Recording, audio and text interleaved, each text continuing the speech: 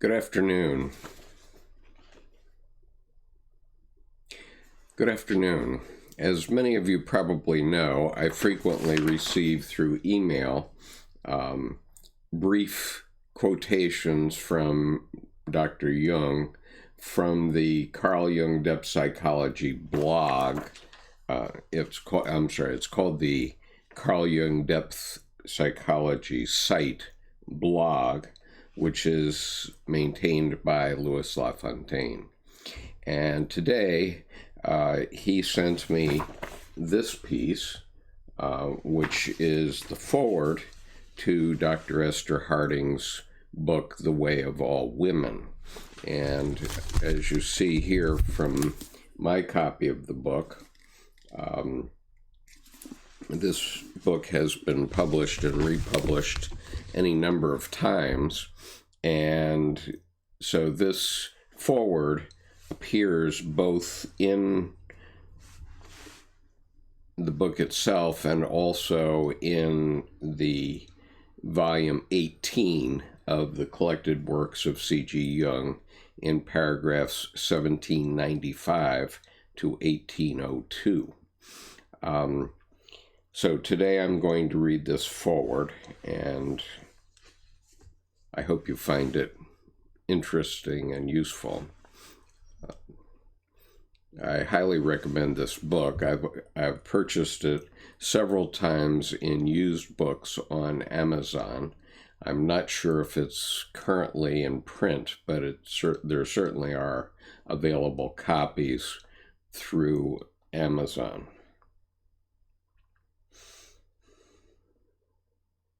Dr. Esther Harding was one of the leading disciples of C.G. Jung in the 1920s and 30s and 40s particularly, and she founded the C.G. Jung Foundation in New York City in collaboration with Dr. Edward Edinger, who was her student.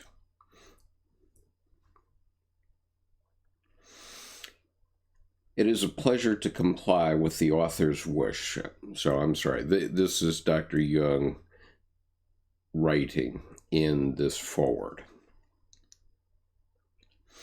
It is a pleasure to comply with the author's wish that I should write an introduction to her book. I have read her work with the greatest interest, and am gratified to find that it does not come into the category of those sententious books bristling with prejudices which expatiate on the psychology of women with gushing eloquence, which expatiate on the psychology of women with gushing eloquence, and finally overflow in a sentimental hymn to holy motherhood. Such books have another unpleasant characteristic. They never speak of things as they are, but only as they should be, and instead of taking the problem of the feminine psyche seriously, they conveniently gloss over all the dark and disagreeable truths with advice that is as ineffectual as it is patently good.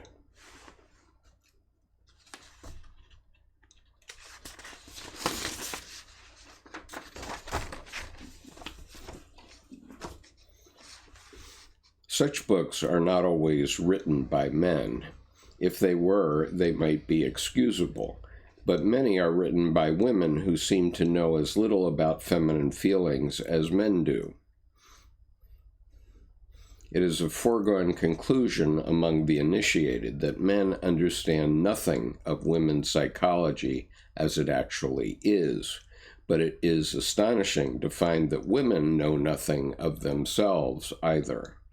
However, we are only surprised as long as we naively and optimistically imagine that mankind understands anything fundamental about the psyche. This is indeed one of the most difficult tasks the investigating mind can set itself. The latest developments in psychology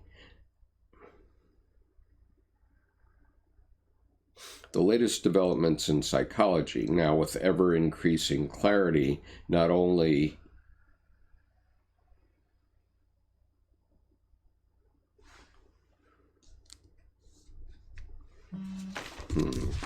excuse me, I'm going to have to look at the original here because I think there may be an error.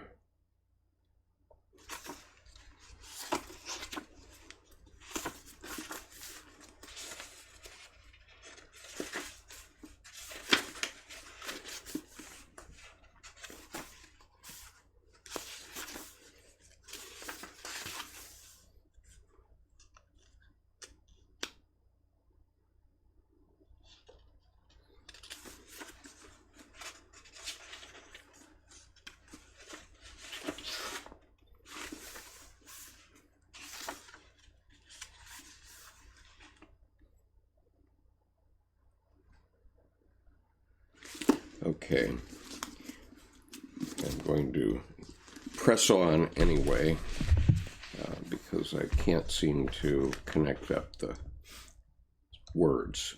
So anyway, the latest developments in psychology with ever-increasing clarity, not only that there are simple formulas from which the world of the psyche might be derived, but that we have never yet succeeded in defining the field of psychic experience with sufficient exactitude. Perhaps the immense surface area, scientific psychology, has not even begun to break down the mountain of prejudices that persistently block the way to the psyche as it really is.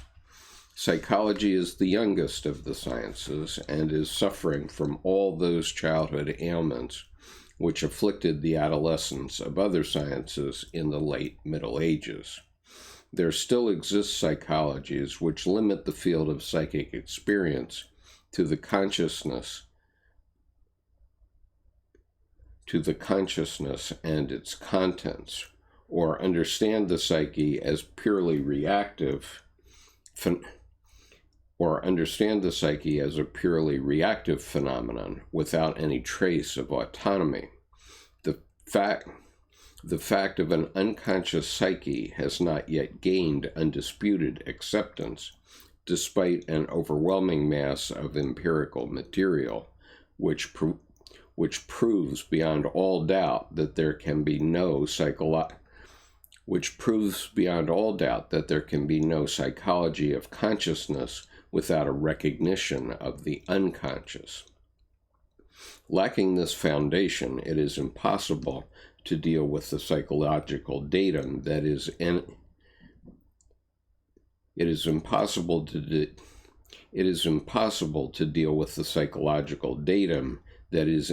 any way complex, and the actual psyche we have to deal with in real life is complexity itself. Consequently, a psychology of women cannot be written without an adequate knowledge of the unconscious background of the mind. Drawing on her rich psychotherapeutic experience, Dr. Harding has sketched a picture of the feminine psyche which, in scope and thoroughness, far surpasses previous works in this field. Her presentation is refreshingly free from prejudice and remarkable for the love of truth it displays. Her arguments never lose themselves in dead theories and fanatical fads, which unfortunately are so frequently met with in this field of work, and she has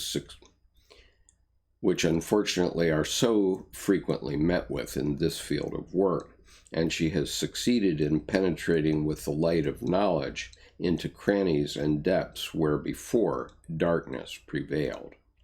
Only one half of feminine psychology can be grasped with the aid of biological and social concepts. And in this book, it becomes clear that woman possesses a peculiar spirituality very strange to man, to which Dr. Harding has devoted a special chapter. Without a knowledge of the unconscious, this new aspect, so essential for an understanding of the psychology of woman, could never have been brought out with such clarity and completeness. The fructifying influence of the psychology of the unconscious is also evident in many other places in the book. At a time when the divorce rate has broken all records, when the relation of the sexes has become a perplexing problem, a book like this seems to me of the greatest help. To be sure, it does not provide the one thing everybody expects, a generally acceptable recipe for solving the dreadful tangle of questions in a simple and practical way, so that we need rack our brains about it no longer. On the other hand, the book contains an ample store of what we actually need very badly, and that is understanding. Understanding of psychic facts and conditions with the help of which we can orient ourselves in the complicated situations of life. Why, after all, do we have a psychology? Why is it that we are especially interested in psychology just now? The answer is that everyone is in a desperate need of it. Humanity seems to have reached a point where the concepts of the past are no longer adequate, and we begin to realize that our nearest and dearest are actually strangers to us, whose language we no longer understand. There's about 1.5 more pages of this. If you have any comments or questions, please add them to the chat. It is beginning to dawn on us that the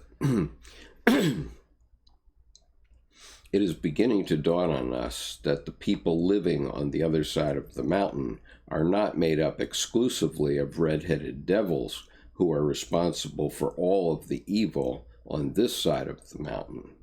A little of this uneasy suspicion has filtered through into the relations between sexes. Not everyone is utterly convinced that everything good is in me and everything evil in you. Already we can find super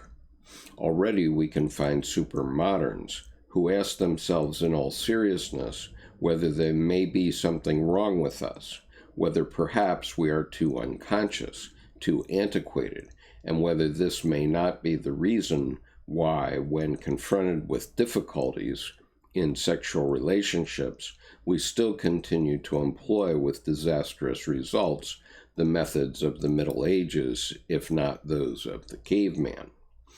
There are indeed people who have read with horror the Pope's encyclical on Christian marriage, and yet must admit that for cavemen, our so-called Christian marriage is a cultural step forward. Although we are still far from having overcome our prehistoric mentality, which enjoys its most signal triumphs just in the spheres of sex, where man is made most vividly aware of the mammalian nature,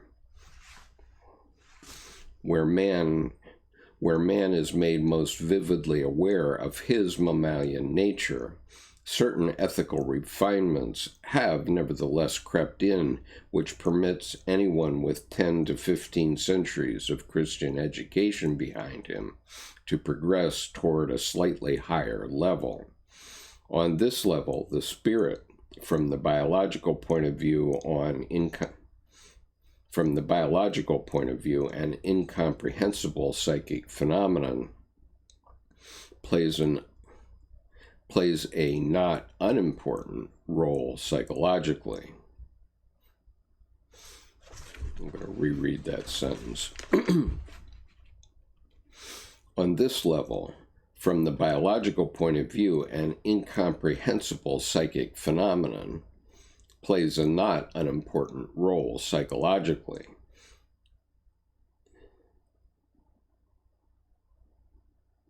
It had a weighty word to say on the subject of Christian marriage, and it still participates vigorously in the discussion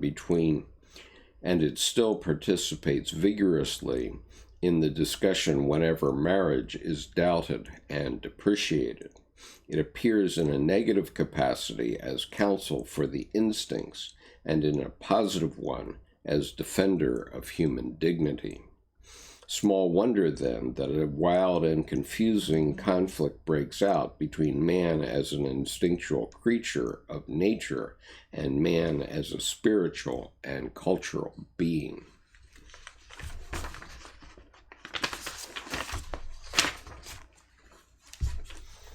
The worst thing about it is that the one is forever trying violently to suppress the other in order to bring about a so-called harmonious solution to the conflict. Unfortunately, too many people still believe in this procedure, which is all powered in politics. There are only a few here and there who condemn it as barbaric and would like to set up in its place a just compromise whereby each side of man's nature is given a hearing.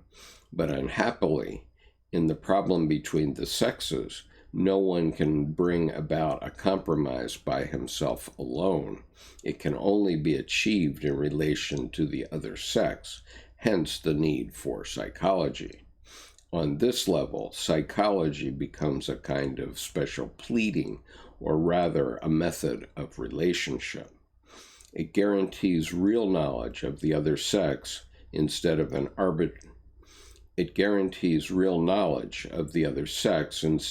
arbitrary opinions, which are the source of the incurable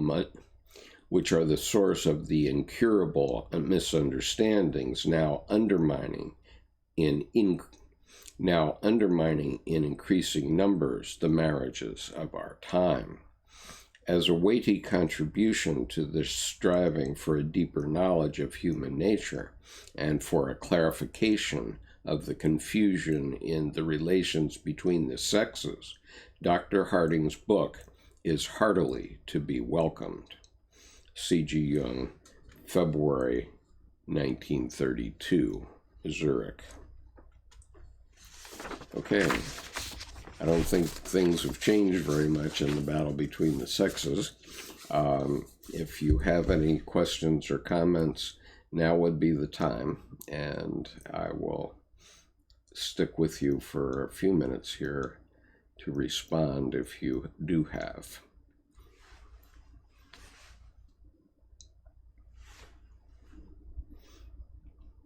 Okay, hearing none, I'm going to move on to other things in my day, but thank you for joining me today.